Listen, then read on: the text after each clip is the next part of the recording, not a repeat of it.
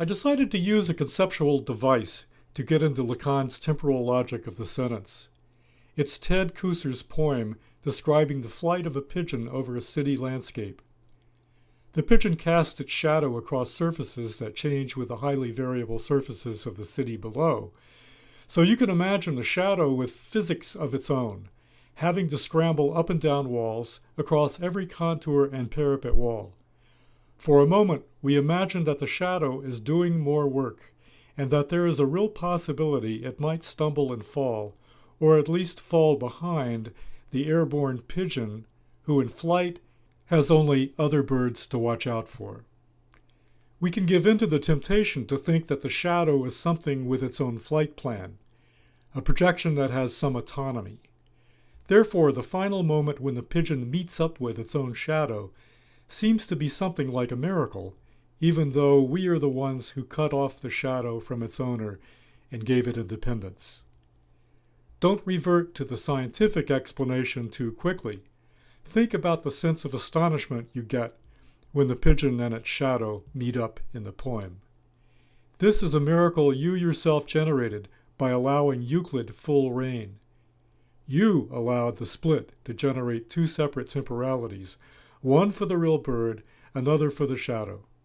Thanks to this, you were able to witness firsthand the logic of Apollo and Daphne, whose two temporalities turn up on the same surface. You can actually feel Daphne's fright in the way that Apollo always seems to be determining the rules of engagement.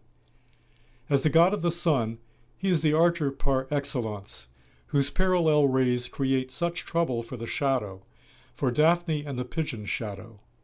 Eros's double-tipped arrow is not like Apollo's. Apollo banishes darkness.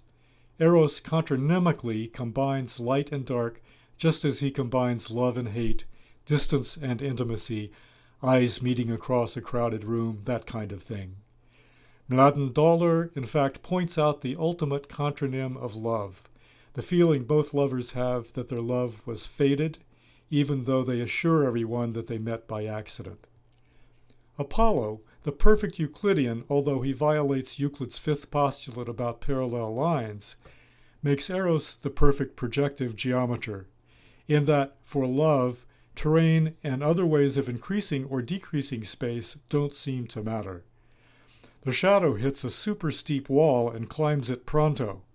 We also should remember that this kind of shadow play is what is involved in the creation of anamorphic murals, such as the one Lacan discusses in the convent of the Minims in Paris.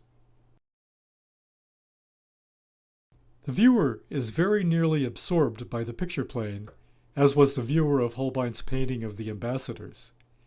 This is the way the viewer almost becomes trapped in the world of shadows, forced to live along a terrain like the shadow of the pigeon. How is it, Lacan asked, did this kind of art spring up all of a sudden?